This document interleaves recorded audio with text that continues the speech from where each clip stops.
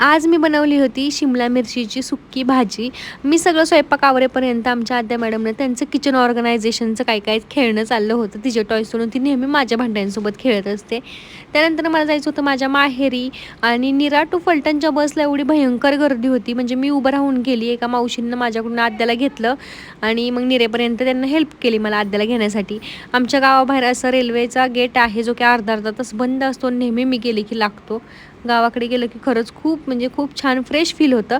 आणि आमच्या गावात मच्छरसाठी असा पंप फवारणी केली जाते आणि त्याच्या मागे अशी चिल्लीपिल्ली फिरत असतात. त्यांना काहीतरी अप्रूप वाटतं आणि आमच्या दारात येऊनच या पंपातलं औषध संपलं.